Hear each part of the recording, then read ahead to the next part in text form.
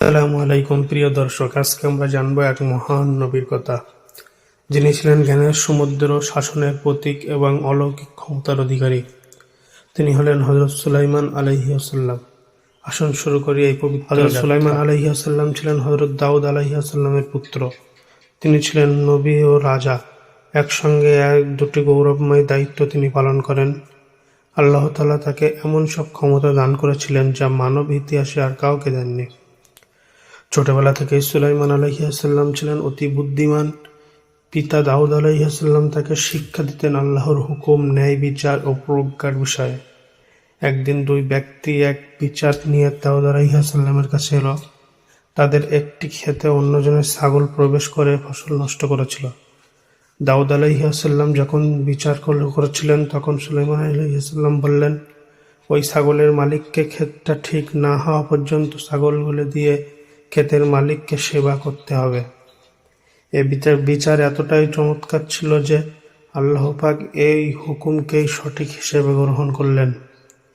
সুলাইমান আলাইহিসসালাম নবুয়াত লাভের পাশাপাশি তার পিতার সিংহাসনের উত্তরাধিকারী হন। তিনি এমন এক সাম্রাজ্য গঠন করেন যা ছিল বিশ্বের সবচেয়ে শক্তিশালী সাম্রাজ্যগুলোর মধ্যে একটি। তার শাসনে মানুষ, জিন, পশু এমনকি বাতাসও তার আদেশ মানত। সুলাইমান আলাইহিসসালামকে আল্লাহ এমন ক্ষমতা দিয়েছিলেন যার মাধ্যমে তিনি জিনদের দিয়ে কাজ করাতেন। তারা তার জন্য প্রাসাদ বানাত, সাগর থেকে মুক্ত আনত, বড় বড় কাঠামো তৈরি করত। তিনি পাখিদের ভাষাও বুঝতেন। একবার হুদহুদ পাখি অনুপস্থিত থাকায় তিনি বলেছিলেন যে সে যদি যথার্থ কারণ সে না দেখাতে পারে তবে আমি তাকে শাস্তি দেব। এই হুদহুদই তাকে নিয়ে গিয়েছিল রানী বিলকিসের রাজ্যে।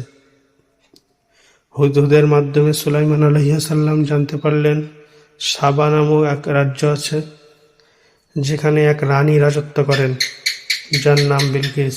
সে সূর্যের উপাসনা করে। সুলাইমান আলাইহিসসালাম একটি চিঠি পাঠালেন, আল্লাহর নাম নিয়ে আমার প্রতি অহংকার করো না, ইসলামে দাখিল হও। রানী বিলকিস চমকে গেলেন। শেষ পর্যন্ত সুলাইমান আলাইহিসসালামের প্রজ্ঞা, অলৌকিক ক্ষমতা ও আল্লাহর দয়া দেখে বিলকিস ঈমান গ্রহণ করেন। সুলাইমান আলাইহিসসালাম এমন এক বাতাস দিয়েছিলেন যা তার বাহন হিসেবে কাজ করত।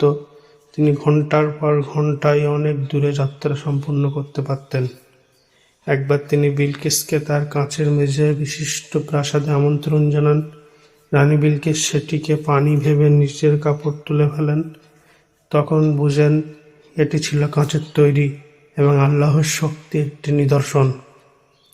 হযরত সুলাইমান আলাইহিসসালাম সবসময় আল্লাহর কাছে দোয়া করতেন, হে প্রভু, আমাকে এমন এক রাজ্য দাও যা আমার পরে আর কাউকে দেওয়া হবে না। আল্লাহ তার এই দোয়া কবুল করেন। তবে এই সর্বশক্তিশালী রাজা ছিলেন খুবই নম্র, পরেজগার ও আল্লাহভীরু। সুলাইমান আলাইহিসসালাম যখন জিনদের দিয়ে এক প্রাসাদ নির্মাণ করেছিলেন, তখন তিনি লাঠির উপরে দাঁড়িয়ে ইবাদতে লিপ্ত ছিলেন। সেখানেই তার মৃত্যু হয়। তার মৃত্যু তখনই সবাই টের পায় যখন লাঠিটি ভেঙে পড়ে যায় এবং তার দেহ পড়ে যায়। এ ঘটনা আমাদের শিখিয়ে দেয়, জিন বা মানুষ কেউই ভবিষ্যৎ জানে না। মৃত্যু যে কোনো মুহূর্তে আসতে পারে। আজকের সমাজে সুলাইমান আলাইহিসসালামের শিক্ষা আমাদের জন্য অমূল্য। তিনি দেখিয়েছেন ক্ষমতা থাকলেও বিনয়ী থাকা যায়। শক্তি ও জ্ঞান আল্লাহর দান।